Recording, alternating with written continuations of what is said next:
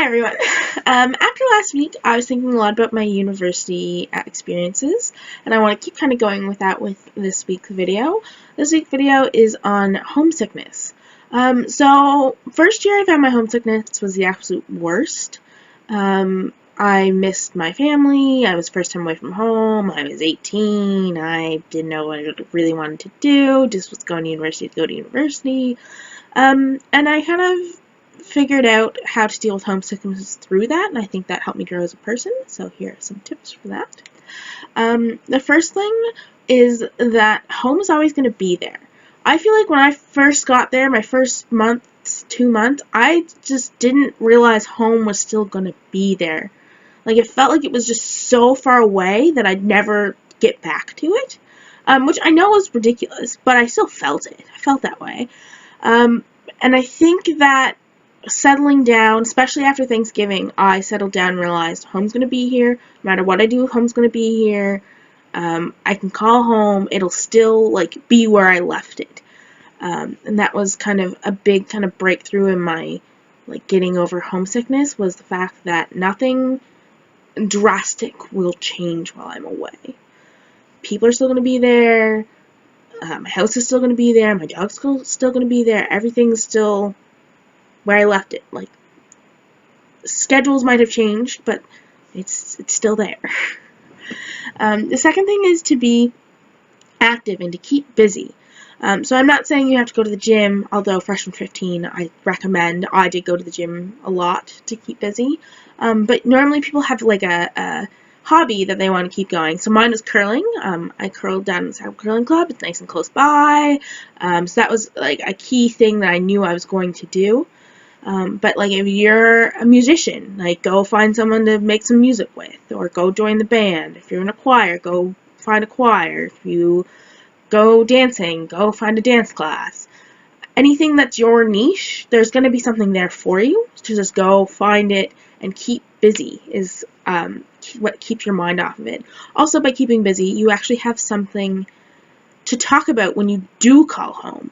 So if you just sit in your room every day and then call home and then they'll ask, oh, well, what have you been doing?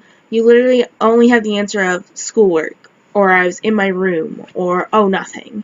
And then it's a very awkward phone call, and then you get more homesick because you don't have anything to say, and then they get worried about you because you're not having fun or you're not enjoying it. So keeping busy and having stories is important, very important when you want to overcome homesickness. Next thing would be to tell someone.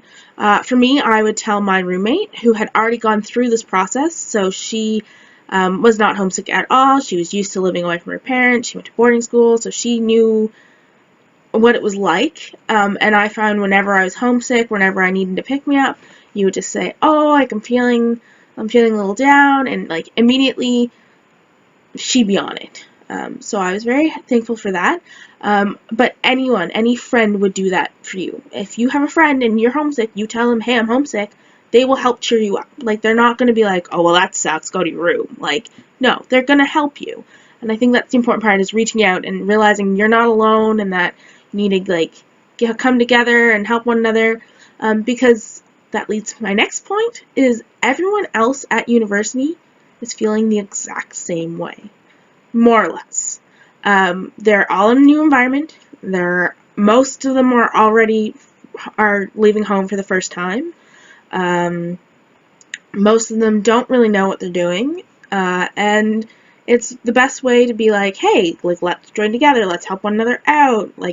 Residents end up being such a community that helps prevent that homesickness. That's why Frosh Week is so jam-packed, is they don't want you to think that you're home, and by the time you're done Frosh Week, you're already a week in, you realize you haven't called your parents, and you're not homesick anymore. So, that's the thing. And that's a few tips. My last one is, you can call home. Don't think that you can't call home. You might not want to call home every single day, although you might. I also find that it's easier to call home and not see parents and siblings and puppies and cats and whatever else you have at home than what it is to Skype and see it in front of you. I know some people are the opposite. They like to see that person in front and recognize that they're real. I find talking on the phone is easier. I can hear your voice, but you're not in front of me, so I don't miss you as much. If that makes any sense. That's why I don't Skype home. Sorry, Mom and Dad. But yeah, that's kind of how that goes.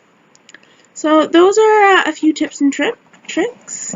If you liked my video or my last video, you can push the little like or subscribe button down that way. And I should see you next week. Bye!